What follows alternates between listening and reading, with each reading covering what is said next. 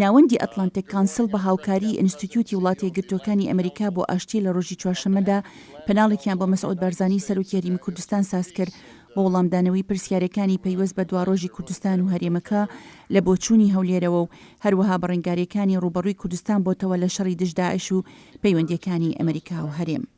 ئەو پەناڵە سازکرا بۆ سەرۆکی هەرێمی کوردستان دوا بە دوای ڕۆژێک لە کۆبوونەوەی لەگەڵ باراک ئۆبامای سەرۆکی ئەمریکا و جۆ بایدنی جێگیری سەرۆک.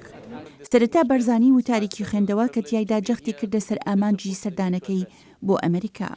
هاتنی ئێمە بۆ واشنگتن بۆ ئەوەی ئێمە سوپاسی گەلی کوردستان بە سەرۆک و جێگیری سەرۆک و ئیدارەی ئەمریکا و گەلی ئەمریکا ڕ بگەینین بۆ ئەو پشتیوانی و هاوکاریەی کە بۆ ئێمەیان کرد لە کاتی کە تووشی شەڕی تێرۆریستانی داعش هاتین لە ساڵی ڕابردوو.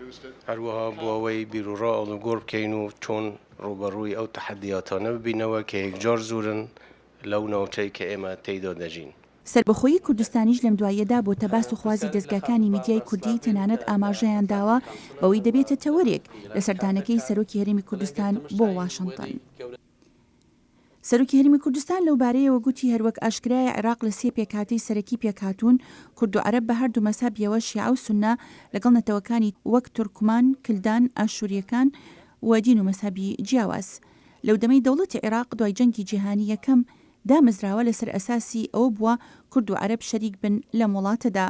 بەڵام لە هەمان کاتیشدا ئەمە معنە ئەوە نییە ڕێگر دەبی لە مافی چارەنووسی خەڵکی کوردستان و ئەبی ئەو دەرفەتە بە خەڵکی کوردستان بدرێ خۆی بڕیار لە چارەنووسی خۆی بدات. بارزانی گوتیشی حکوومەتی هەرێمی کوردستان ڕیفراندۆمێک سەبارەت بە سەربەخۆیی کوردستان ساز دەکات لەو دەمەی شکست بە داعش دەهێنرێت. بارزانی گوتی گەیشتن بەو ئامانجە پرۆسەیەکی بەردەوامە، بەڵام پێشبینی نەکردکەی ئەو دەوڵەتە سەربەخۆیی کوردستان دروست دەبێت. بەڵام من ناتوانم بڵێم ساڵی داهاتوو یا چ ساڵێک بەڵام حتمما ئەوە دەبی.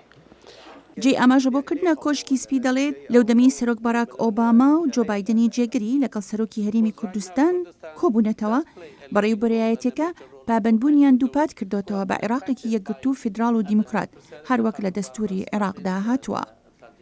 شایان پاشا، دانی ئەمریکا.